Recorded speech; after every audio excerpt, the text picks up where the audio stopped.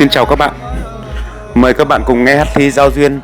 ở đám cưới tại xã Xuân Long nhé. Đây là hai anh trai ở Đồng Đăng đang hát với chị gái Xuân Long đây. Mời quý vị và các bạn cùng nghe.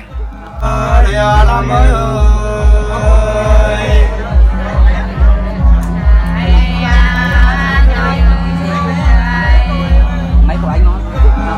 Thế ạ?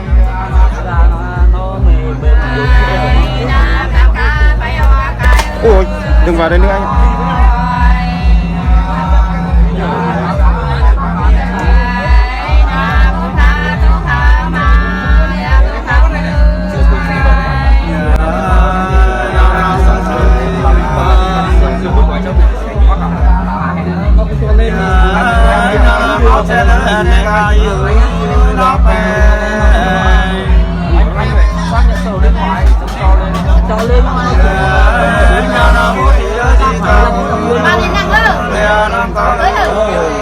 làm lưu á, đúng rồi là cho vào mình ghi đấy, cho vào mình tính được, mấy nó báo mà, không đâu mấy, cho vào mình tính được.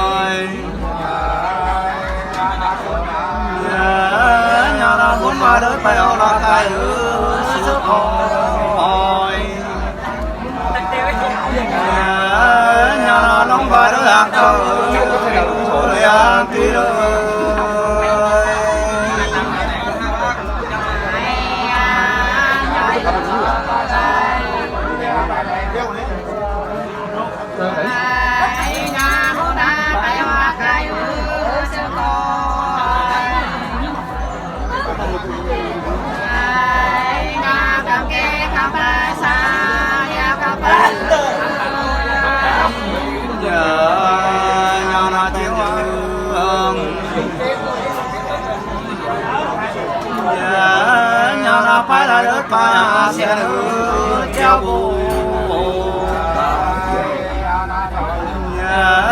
nhà nó nóng xe nó thì được làm vợ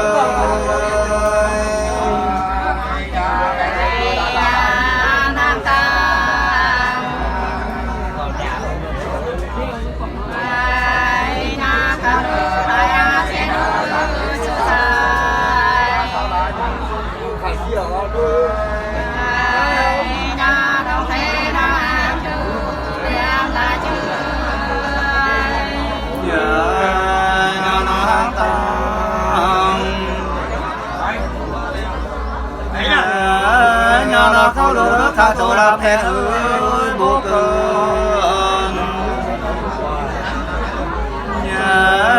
nhà nó nóng xe nó nhói ơi để làm ơi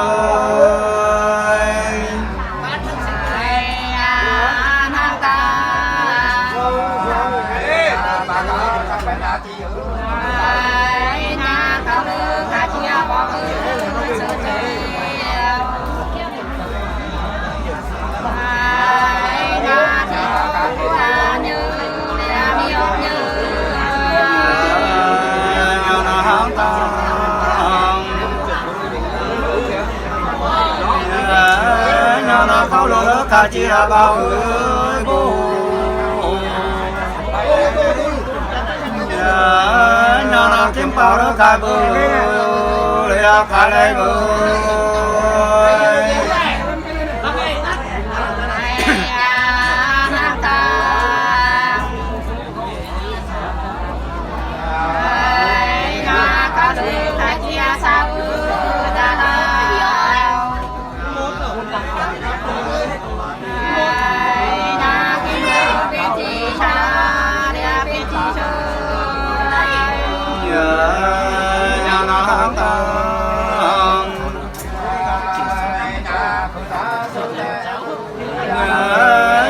có lúa đất ta tôi ra bò ơi anh chồng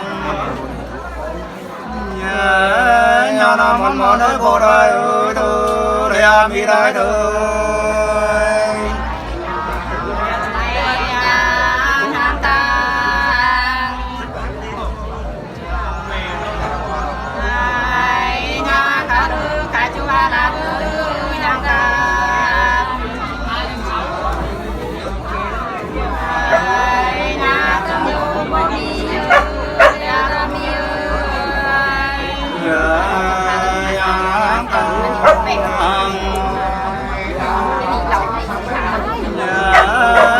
khóc lửa cả tôi là mẹ ơi ngân sen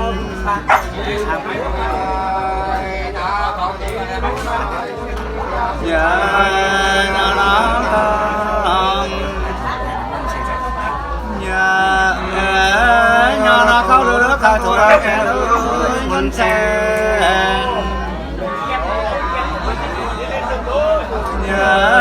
nhà nó chỉ nói một đời ơi tôi am đi đây thôi nam ta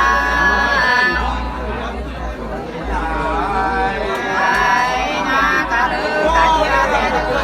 ya na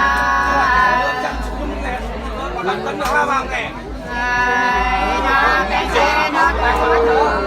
ya đi qua thứ nhà nó xin em nhà nó phán ngọn lửa sơ vô ra rồi gieo dù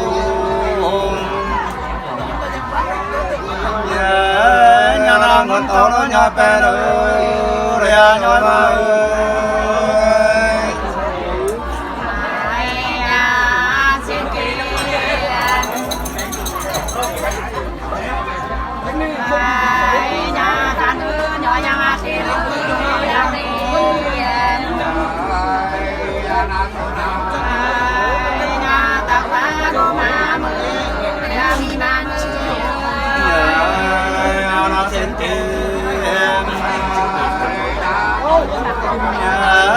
nhà nó phán người nó sẽ vô ra chơi nát bờ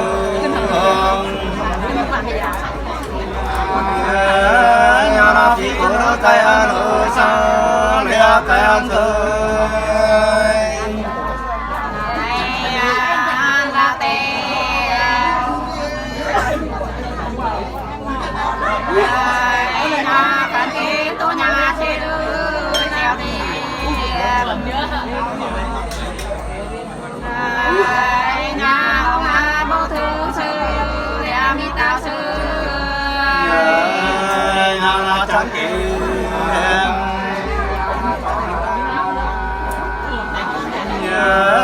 nhà nó chẳng ngờ nó sẽ đi đâu ơi coi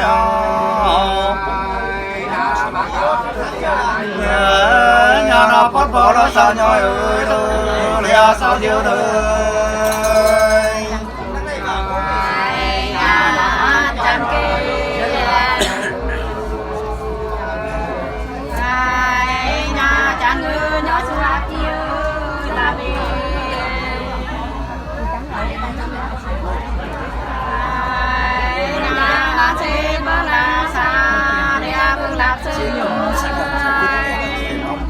nhà nó xin tìm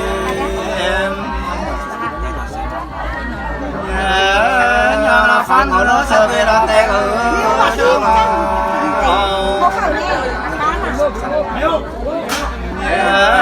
nhà nó vẫn kẹt nó hỏi xong sân nam ơi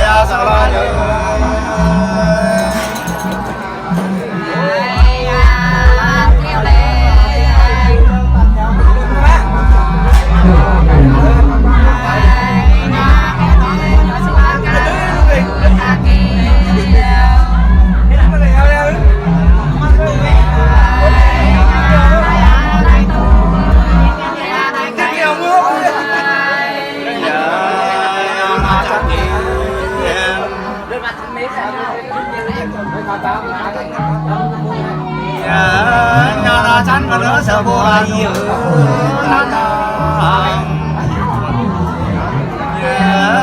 nhà ta cái đó thôi mà nhớ tôi là nhớ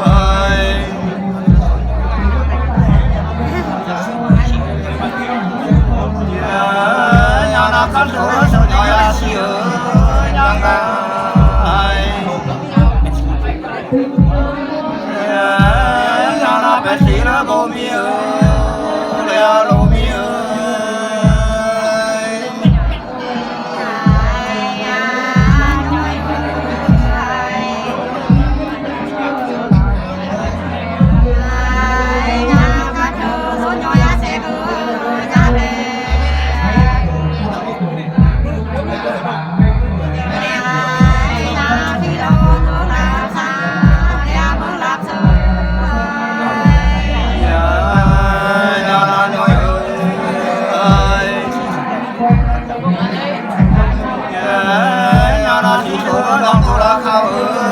on ra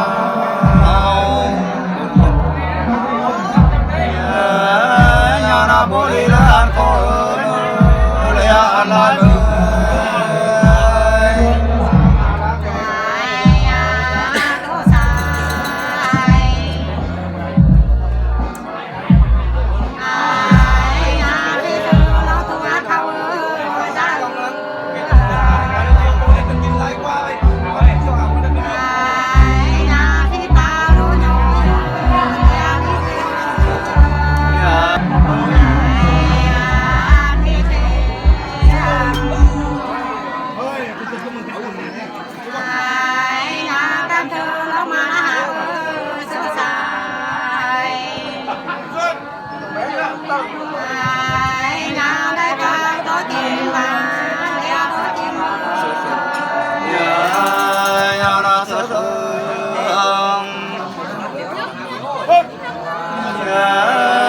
con đứa nó khóc là tôi ơi mình nhỏ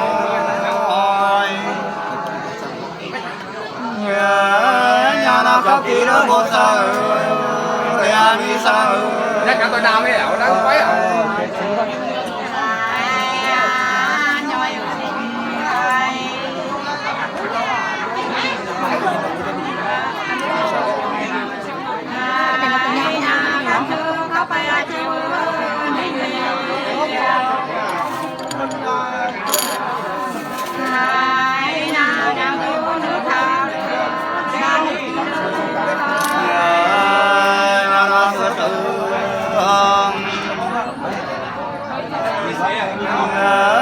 nhà nó con đứa nó khóc là tôi ơi mình nhỏ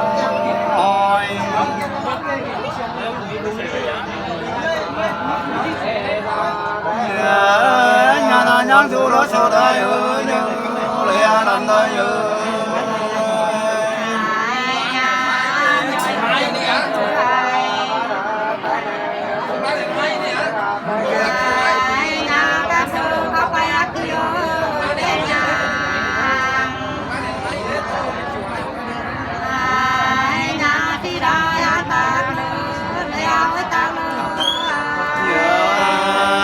na ta ta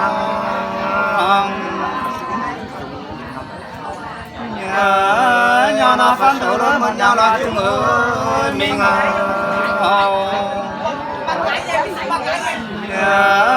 nhà na nhau chúng nó ta nhau ơi ta yêu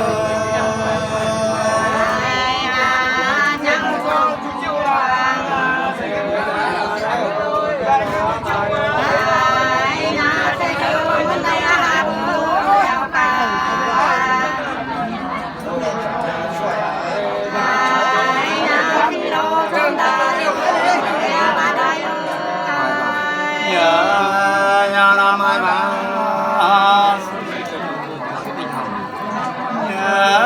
nhà na chỉ số đó mình bồ là tôi ơi mình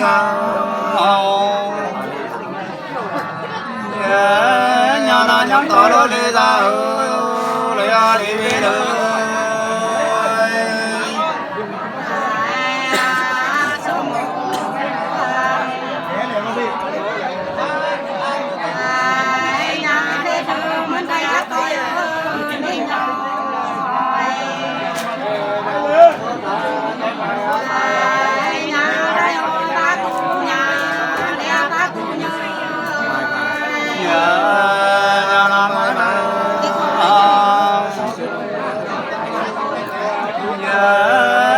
chỉ đồ đó mình vô là bờ tha điều nhà là tổ cả lối ăn xin lấy ăn xin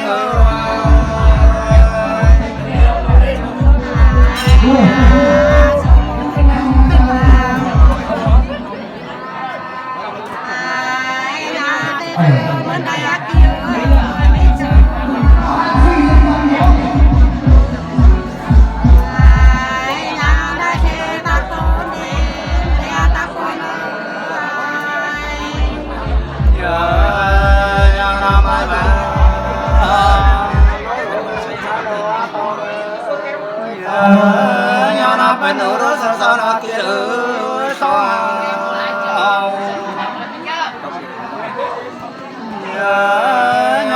khắp kia nước khó ra mới mơ lẹ khắp cái mơ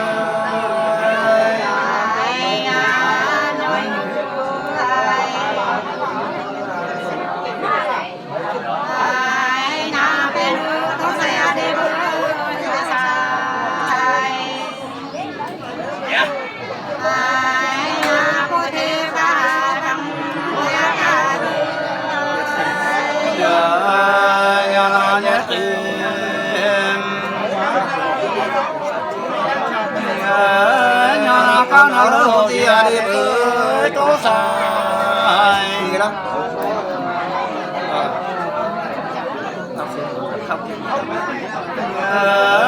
nhà nào các cái đôi một số mưa đây một siêu mưa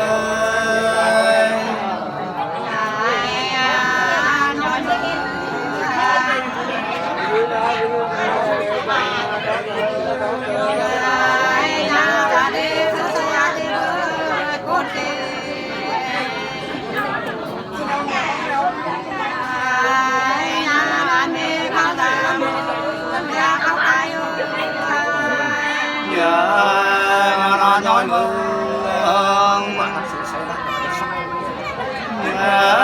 nhà nào ba nào đó sợ sợ là ở bên sang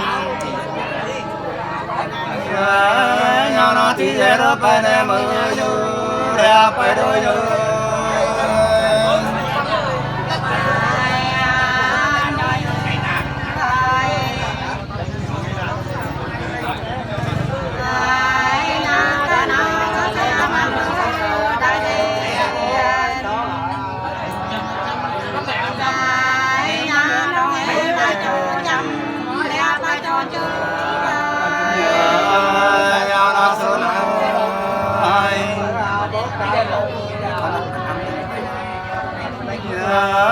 nhà nào con nào lớp ra nào tham ở đây bà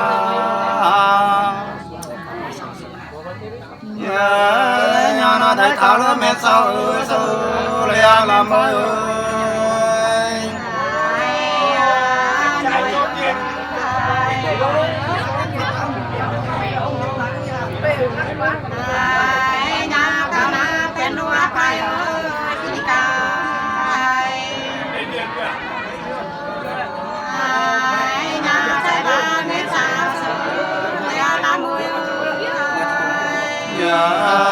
nhà ra nhà chim nhà nào con nào lớp bên mê là pha ở tại bên nhà nào có bà ra thô đây để chiều đây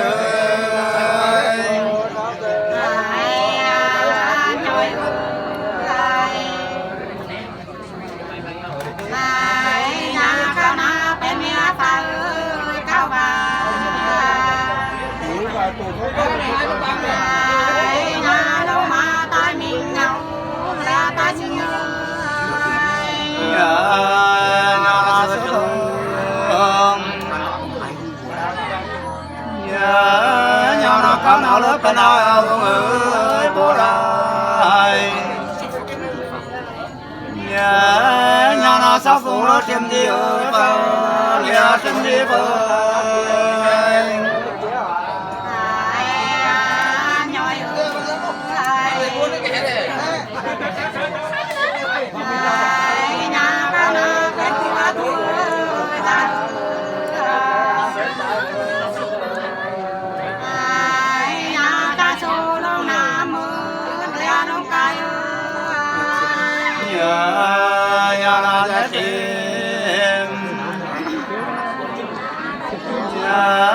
nhà nào có nào lớp bên ta là năng ơi bố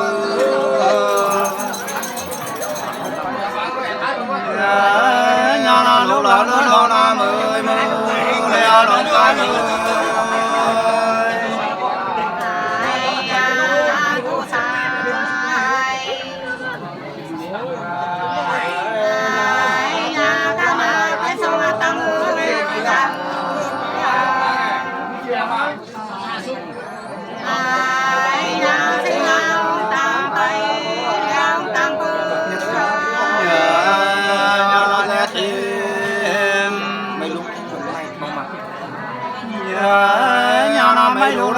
na mai ơi ông mà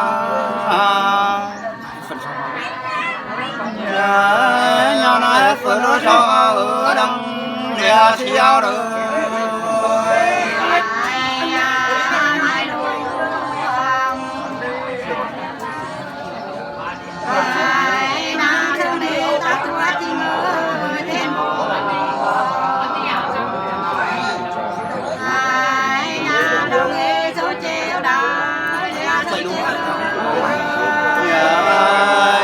tao nhà nó mấy đủ nó tiếp nhau đâu gửi ông nhà nó sợ nó sợ mà nhà chiao từ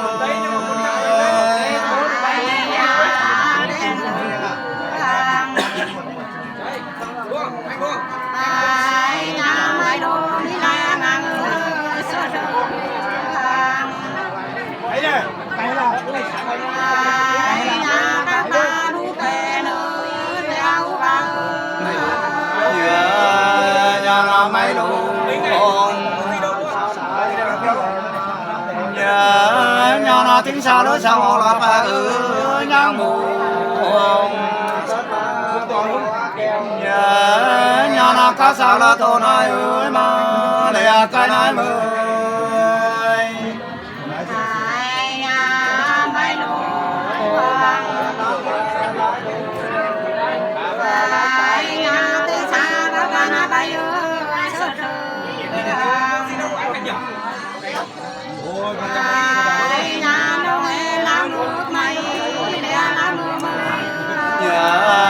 nhà nó ta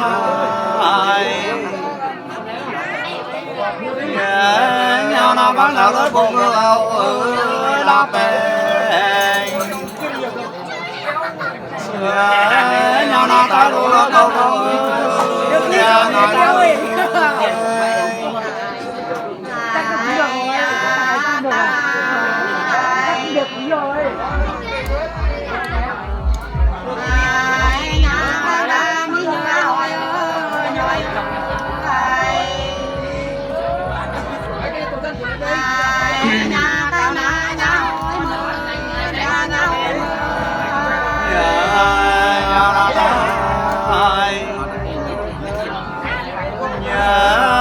nó bán nào lớn mình yêu lòi ở nhát tiền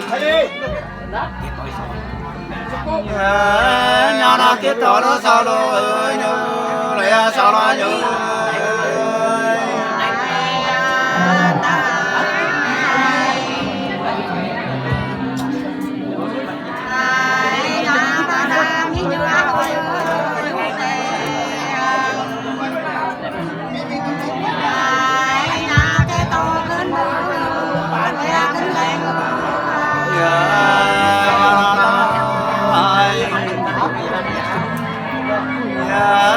nhà nó bán nào lớn mình kêu là ba ở nhát tiền nhà nó tốt cả là phải mua rồi phải mua rồi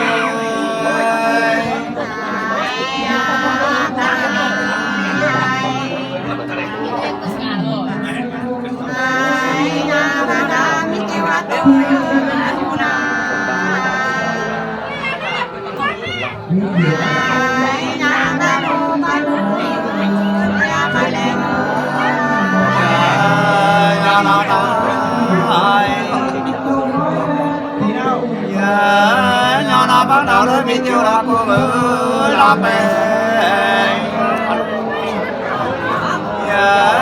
nhà nó có điều đấy bộ cả ở xa để mình cá rơi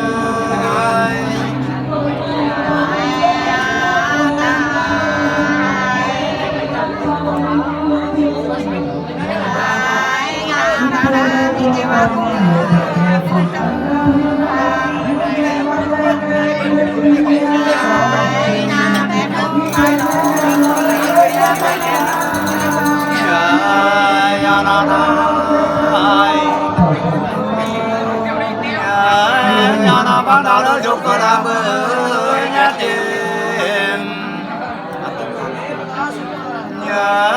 nhà nó khang chiếu lối ra mong ở đó ya ra mong ơi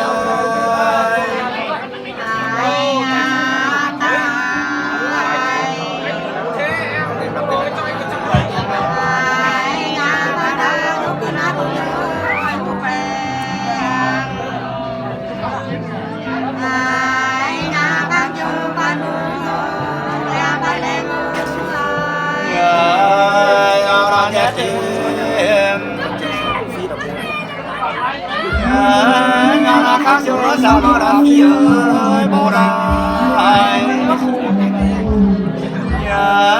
nhà nó bên chi đó bộ tay ơi ya mi mẹ mơ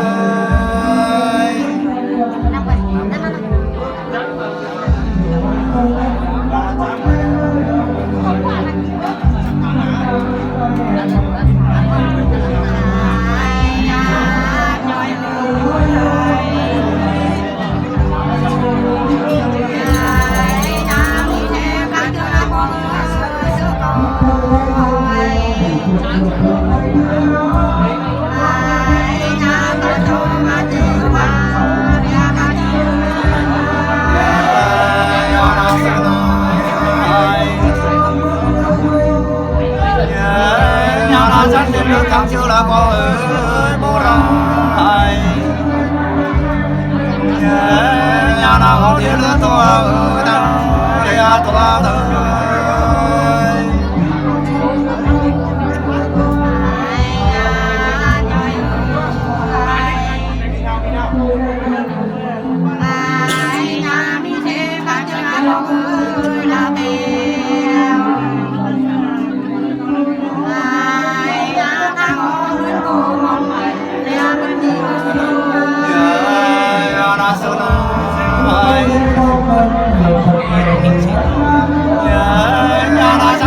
khang chiếu là cái đời mình xin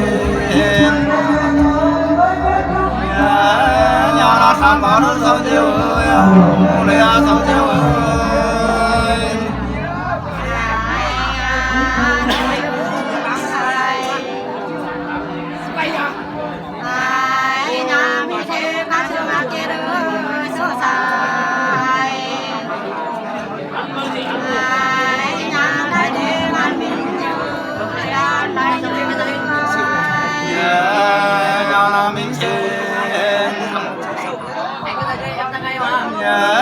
nhà nó sang bảo nó sâu sang hà bơi học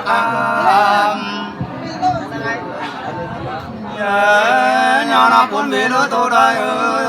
lấy làm ơi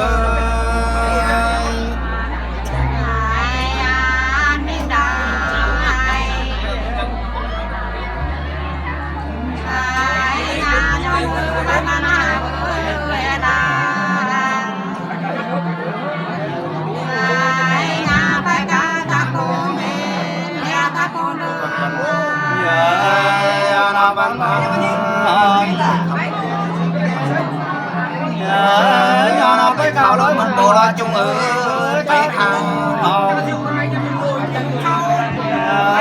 nhà nó bộ chung lối ta rồi để tập bài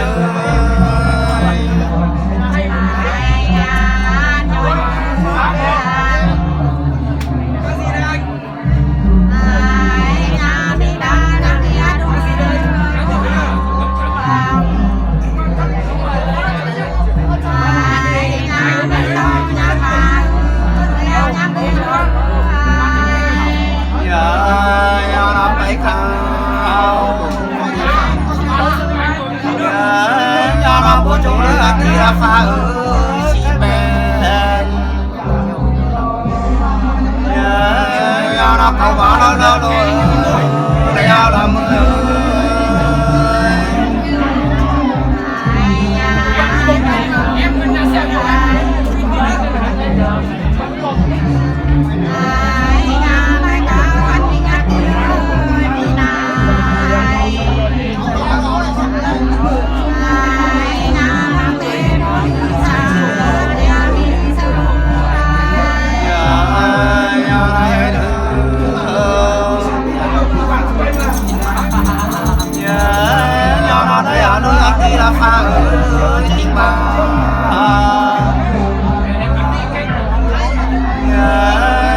ngao lo nhoi le lo de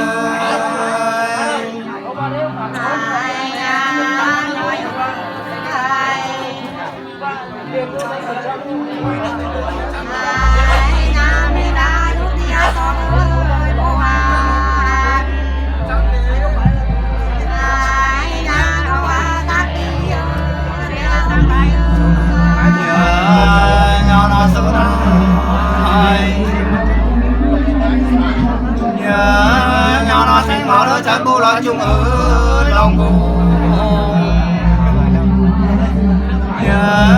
nhà nó hỏi bà nó leo đeo ca ơi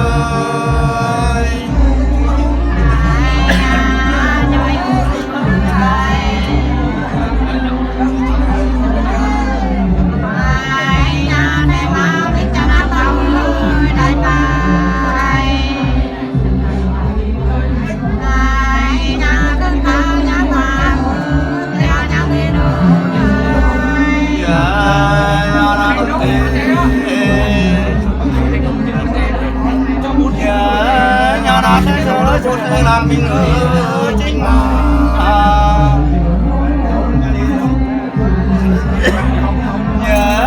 nhà na sẽ sinh ra giờ này lấy xin này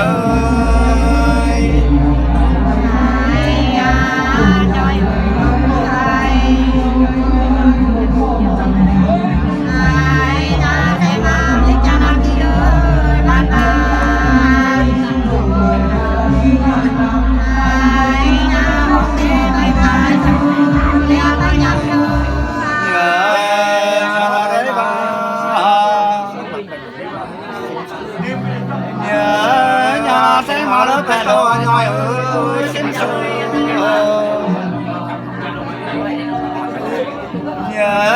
nhà na chỉ họ nó to luôn liền ai luôn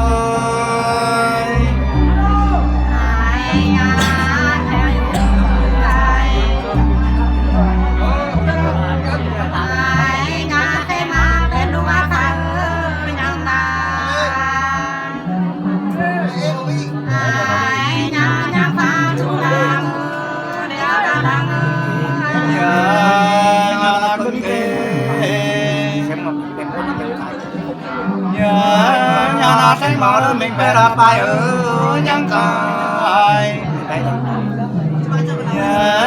nhà này đây đó đây bia leo đại sai ơi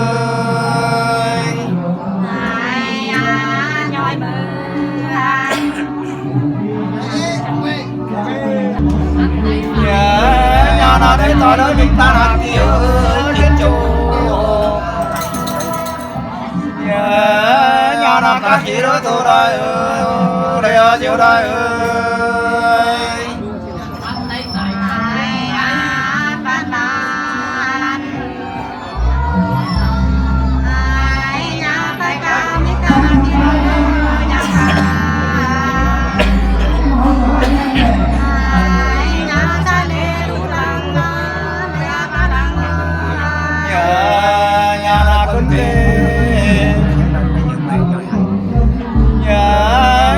sáng bảo đó bên giờ này ở nhoi ăn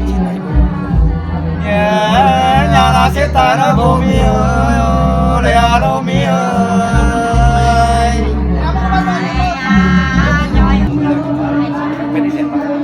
cái nào cũng khẩm nó non mưa phục mưa ngắm cầm bắt đầu ngắm rồi ngắm thấy bạn à hả không quay nữa nhằm lẩu chia tay rồi không quay nữa nhá bye bye